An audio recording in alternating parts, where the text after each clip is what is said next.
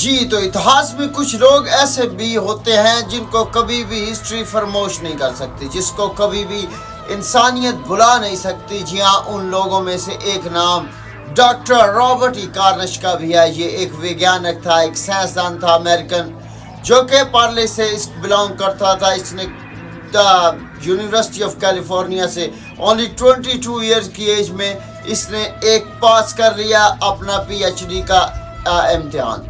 تو آج ہم اس کے بارے میں آپ کو بتاتے ہیں۔ یہ ایک ایسا میڈ سائنٹسٹ تھا، ایک ایسا میڈ ویگیانک تھا جس نے لائف ریٹرن کرنے کی کوشش کی، جس نے مردوں کو زندہ کرنے کی کوشش کی۔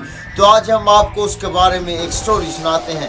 1932 میں اس ویگیانک نے 5 کتے لیے اور ان کتوں پر ایکسپیریمنٹ کرنا چاہا۔ اس نے سوچا جو کتے مر گئے ہیں ان کو دوبارہ زندہ کیا جائے، تو اس کے لیے اس نے ان پر ایکسپیریمنٹ کیا۔ ان کتوں کو اس نے ہائیڈرونیم انجیکٹ کر کے مار دیا اور پھر ٹیٹر بورڈ کی مدد سے ان کو دوبارہ زندہ کرنے کی کوشش کی۔ وہ ان کتوں کو ٹیٹر بورڈ پر باندھ کر ان کو گھماتا اور آکسیجن فراہم کرتا تاکہ ان کی سرکولیشن کو چلا کر ان کو زندہ کیا جا سکے۔ لیکن ایسا کرنے سے 3 کتے جو کہ کوما میں چلے گئے، اور 4 نمبر کا کتا کہتے ہیں کہ وہ 2 دن تک وہ کھڑا نہیں ہو پایا، لیکن اینڈ میں وہ بھی کوما میں چلا گیا۔ 5ویں کتے کے بارے میں کہا جاتا ہے کہ وہ کتا زندہ تو ہو گیا، لیکن وہ کب تک زندہ رہا، کب تک جیوت رہا، یہ کسی کو کچھ معلوم نہیں ہے۔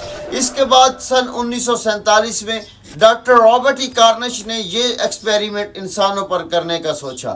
اس کے لیے اس نے ایک انسان باڈی چاہیے تھی اس کو، جس کے لیے اس نے ایک آدمی سے بات کی جس کا نام تھامس تھا۔ تھامس ایک بچوں کا کلر تھا، وہ بچوں کو مار رہا تھا اس نے، تو ان کو امریکن گورنمنٹ نے موت۔ تو اس تھامس نامی آدمی سے ڈاکٹر رابرٹ ای کارنش نے بات کی کہ تم میرے ایکسپیریمنٹ میں شامل ہو جاؤ، میں تم پر ایکسپیریمنٹ کروں گا، اگر تم زندہ ہو گئے تو تمہاری لک۔ تو اس کے لیے اس نے ایگریمنٹ بھی دے دیا، لیکن امریکن گورنمنٹ نے یہ کہہ کر ڈاکٹر کارنش کو ریفیوز کر دیا کہ اگر ہم تم کو یہ اجازت دے دیتے ہیں، اگر وہ انسان دوبارہ زندہ ہوتا ہے تو ایسے امریکن نیم کے انوسار اس کو چھوڑنا پڑے گا، لہٰذا ہم ایسا نہیں کر سکتے۔ اس بات سے دل برداشتہ ہو کر ڈاکٹر رابرٹ ای کارنش دنیا سے غائب ہو گیا اور اس نے اس ایکسپیریمنٹ کو چھوڑ دینے کا فیصلہ کیا۔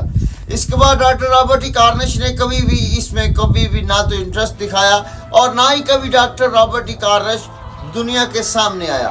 1947 کے بعد 1961 میں ڈاکٹر رابرٹ ای کارنش کی ایک ڈیڈ باڈی ملی، ایک انسان کی ایک جنگل سے ڈیڈ باڈی ملی، جس کو یہ کہا گیا کہ یہ ڈاکٹر رابرٹ ای کارنش کی ڈیڈ باڈی ہے۔ جی ہاں، تو یہ اثر ہوتا ہے اللہ کے پاک کے قانون کے ساتھ چھیڑ چھاڑی کرنے کا۔ جو قدرت کے نیموں کے ساتھ چھیڑ چھانی کرتے ہیں، خدا پھر ان کو عبرت کا نشان بنا دیتے ہیں۔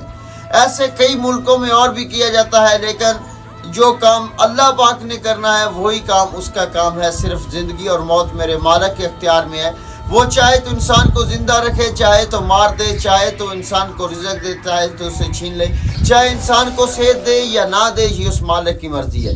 لیکن کچھ لوگ ایسے ہوتے ہیں جو کہ اللہ کی قدرت کے ساتھ چھیڑ چھانی کرنے کی کوشش کرتے ہیں، لیکن ان کا انت پھر ایسا ہی ہوتا ہے جیسا کہ ڈاکٹر رابرٹ ای کارنش کا ہوا۔ اگر ویڈیو اچھی لگے تو ہمارے چینل کو سبسکرائب کیجئے گا، لائک کیجئے گا اور شیئر کیجئے گا۔ آپ کی لائک، شیئرز اور سبسکرپشن ہمارے لیے بہت ہی ہیلپ کی بات ہے۔ تو ہم آپ کے لیے نیو سٹوریز لے کر آتے رہیں گے ہمارے اس چینل پر۔ سیم ایسی سٹوری دیے تو پہلی سٹوری تھی، نیکسٹ سٹوریز اور بھی انٹرسٹنگ ہوگی۔